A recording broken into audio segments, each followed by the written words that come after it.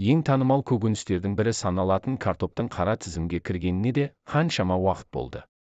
Картоптың құрамында крахмал өте көп болғандықтан, ол семіздікке және онымен байланысты барлық ауруларға әкеледі деп саналады. Бұл қаншалықты шындық?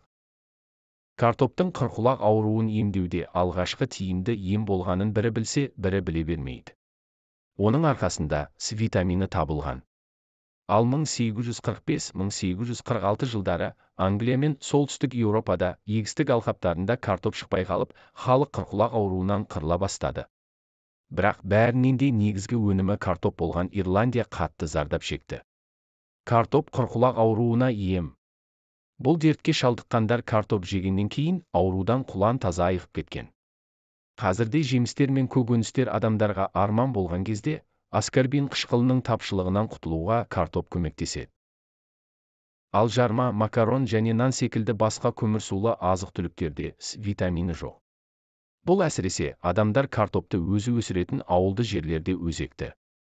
Соңғы жылдары картоп белсенді зерттеліп, қалпына келтіріліп жатыр. Ал 2018 жылдың соңында Нутриенттер атты беделді журналда картоп жайлы жаңа мақала жарияланды. Ол мақала бойынша автор мынадай қорытындыға келген: 200 грамм пісірілген картопта витаминдер мен микроэлементтер айтарлықтай көп, онда және 6 дәрумендерінің тәуліктік нормасының жартысы, 30% калий, 28% фолий қышқылы, 24% темір, 18% магний, 15% тағамдық талшық бар. Картоп қан қысымына ем.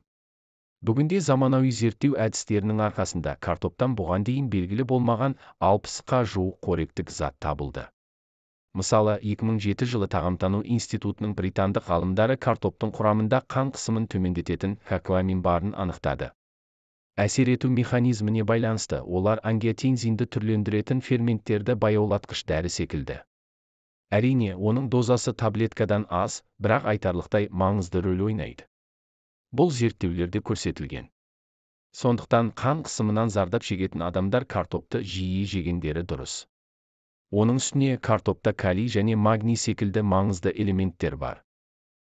Сондай-ақ картоптан каротиноид, антоцианин, хлорогендік және кофе қышқылдары секілді антиоксиданттар табылды.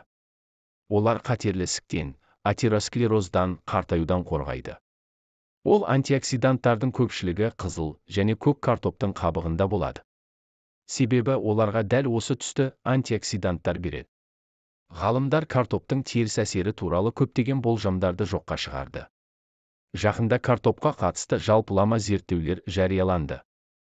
Және картоптың жүрек пен қан тамырлары ауруларының қатерлі ісіктің дамуына ықпал етпейтіні анықталды.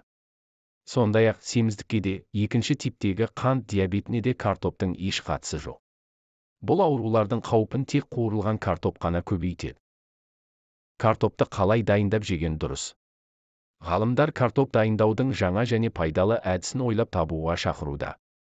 Мәселен, қысқа толқынды пеште дәрумені көп ыдырамайды және оның картоптағы дозасы 50%-дан да көбірек сақталады.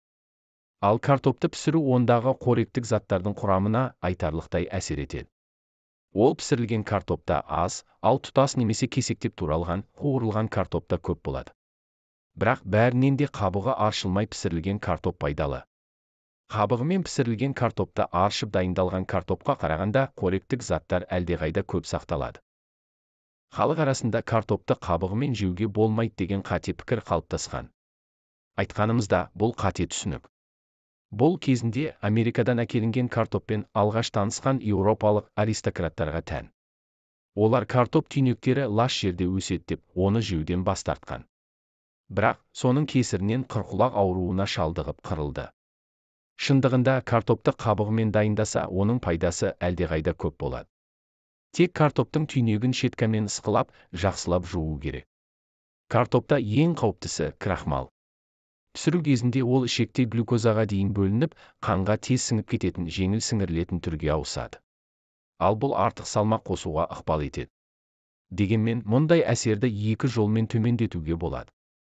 Біріншісі, картопты тез және сусыз дайындау арқылы. Бұл әдіс бойынша әзірлесе крахмал резистентті күйде қалады.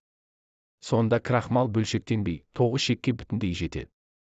Нәтижесінде сіз глюкозаның зиянды әсеріне ұшырамай, ағзаңыздағы пайдалы бактерияларға сүйікті тағамын резистентті крахмал түрінде бере аласыз. Бұны дайындаудың ең жақсы тәсілі картоп кесектерін пеште көмештеп пісіру. Екінші тәсіл картопты суытып жеу. Бұл ретте крахмал қайтадан резистентті болады.